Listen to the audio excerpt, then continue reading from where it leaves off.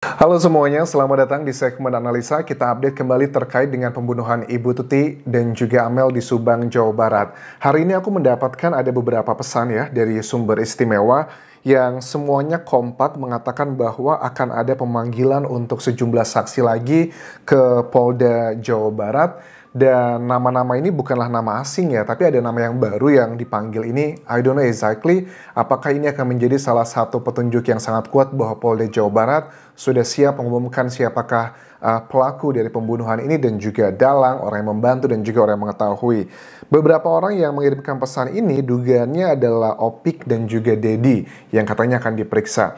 Kita coba bahas dulu siapa itu Opik, siapa itu Dedi dan juga beberapa update karena ini sudah akan jelang beberapa minggu lagi, semingguan lebih akan memasuki tepat 2 tahun, 2 mingguan lah ya.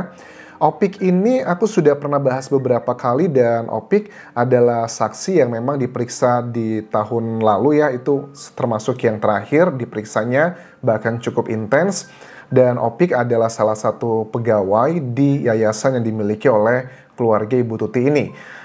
Yang paling mencurigakan waktu itu kalau nggak salah Opik kan diperiksa juga dengan kepala sekolah juga, Wahyu namanya. Katanya bahkan ada sempat yang menginap.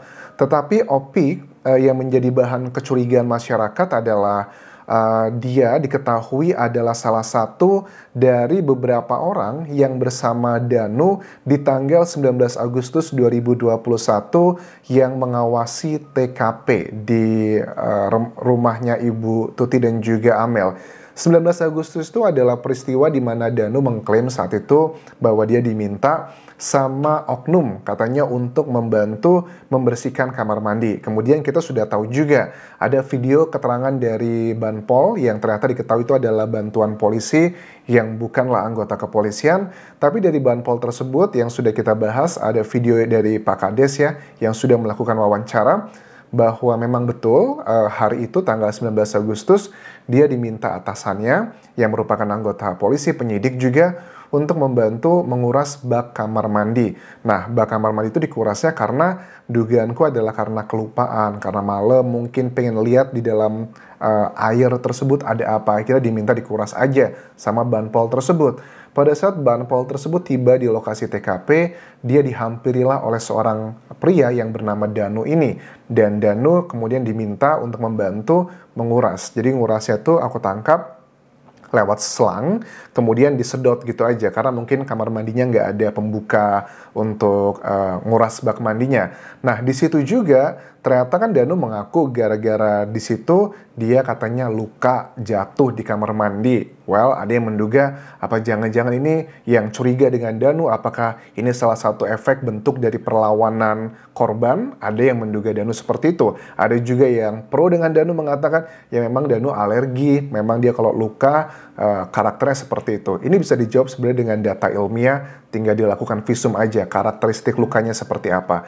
Kembali mengenai Opik ini sendiri, nah Opik di saat itu dia ada di sekitar TKP bersama Wahyu juga dan ada orang lain lagi yang dikonfirmasi oleh Yoris bahwa memang di saat itu mereka diminta untuk mengawasi TKP agar tidak ada orang yang masuk ke dalam. Ditakutkannya akan ada orang yang mencuri, mengambil barang-barang. Tapi kan pada saat itu konteksnya sedang PPKM ya, sedang COVID. Dan mereka berani mengambil resiko bersama-sama kumpul gitu untuk mengawasi lokasi tersebut. Ini bisa menjadi petunjuk yang sangat jelas. Kalau memang sumber istimewa yang mengirimkan data bahwa akan ada pemanggilan kembali, ya mungkin aja. Karena kan kalau orang mau diundang, pastikan diberikan undangannya ya paling tidak beberapa hari sebelumnya. Mungkin ada yang bocor. Walaupun menurut aku ini nggak terlalu fundamental, justru menurut aku baik. Artinya Polda Jawa Barat memang mendengarkan keluhan dari masyarakat dan untuk mencari keadilan.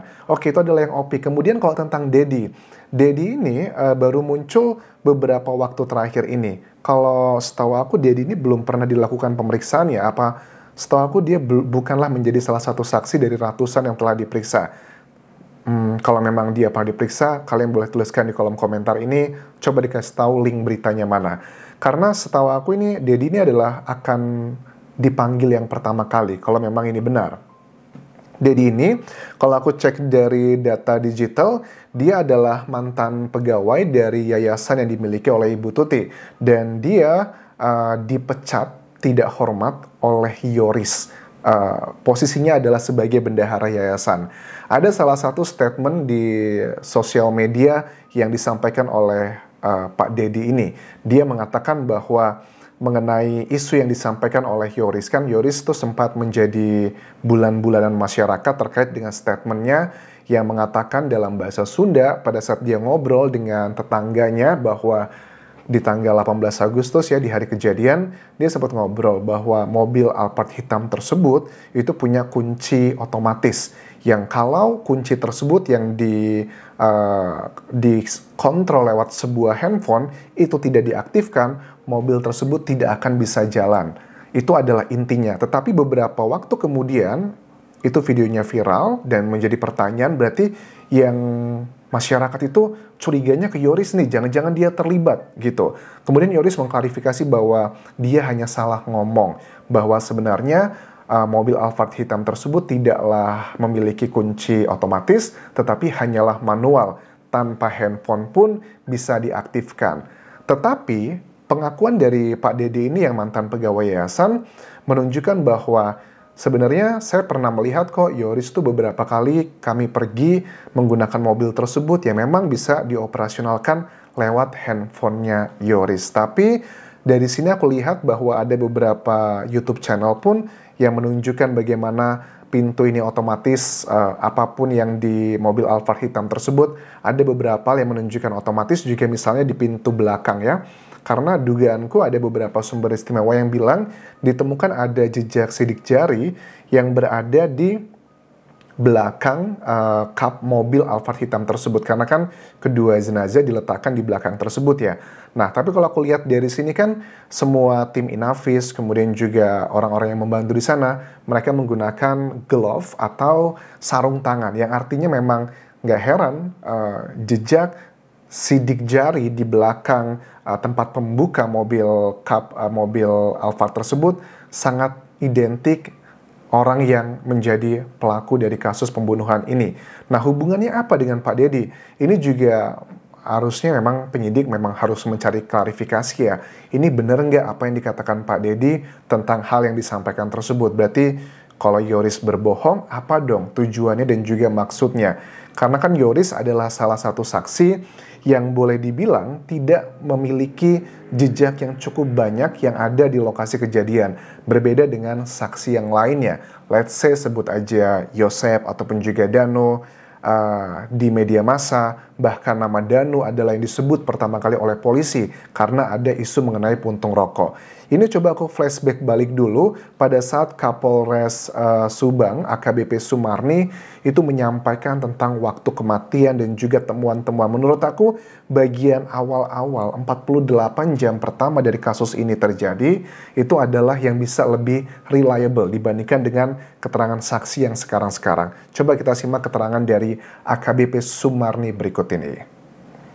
Otopsi yang sudah kami dapatkan informasinya, diduga pelaku ini meninggalnya diperkirakan sekitar pukul korbannya meninggalnya sekitar pukul 4 sampai pukul 5 pagi.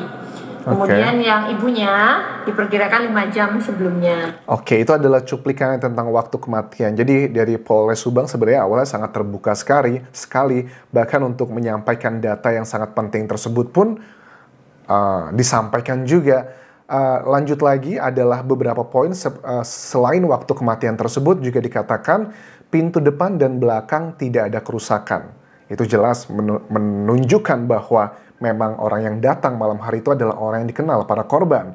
Tidak ada barang berharga yang hilang kecuali HP Amel. Uang puluhan juta masih ada. Laptopnya Amel masih ada. Handphonenya Ibu Tuti juga masih ada. Cuman handphonenya Amel yang hilang. Kemudian posisi mobil Alphard itu miring dan tidak rapi. Ini jelas menunjukkan bahwa orang yang terlibat dalam peristiwa itu tidak begitu pandai mengendarai mobil tersebut. Ditambah lagi dengan keterangan sejumlah saksi yang lewat di hari itu bahwa ada salah satu supir ya dari sopir angkutan yang mengatakan dia sempat negur supir Alphard hitam tersebut karena mundurnya itu nggak jelas menghalangi dia akan jalan. Kemudian juga dari AKBP Sumarni mengatakan ada baju di TKP dan baju yang digunakan saksi yang ada percikan darahnya. Jadi baju yang di TKP itu adalah baju yang miliknya Yosep atau miliknya keluarga korban atau yang lainnya yang itu kena percikan aja karena kan luar biasa peristiwa tersebut. Tapi yang baju yang digunakan saksi yang ada percikan darahnya ini, dugaanku adalah ya bisa aja ini adalah miliknya Yosep dan juga Danu. Dugaanku juga mengarah ke sana. Karena kan kalau yang selama ini beredar di media massa hanya miliknya Yosep saja. Tapi mungkin aja Danu pun juga diambil ya. Kemudian ada 2 jejak alas kaki yang berbeda. Nah, ini menjadi salah satu petunjuk juga mengenai ada 2 DNA asing yang masih belum diketahui itu milik siapa.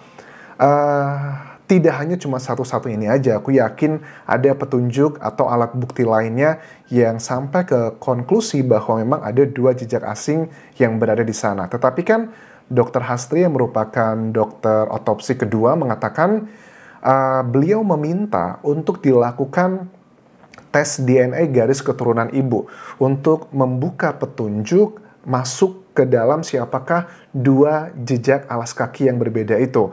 Karena keterangan terakhir dari Polda Jawa Barat sudah dilakukan pengecekan DNA dan tidak ada yang pas ya. Solusinya secara ilmiah ya harus dengan cek DNA garis keturunan ibu. Itu tidak akan muncul langsung dia adalah pelakunya, tidak. Tetapi itu bisa membuka jalan. Tetapi yang sayangnya sampai sekarang itu masih belum dilakukan oleh Polda Jawa Barat.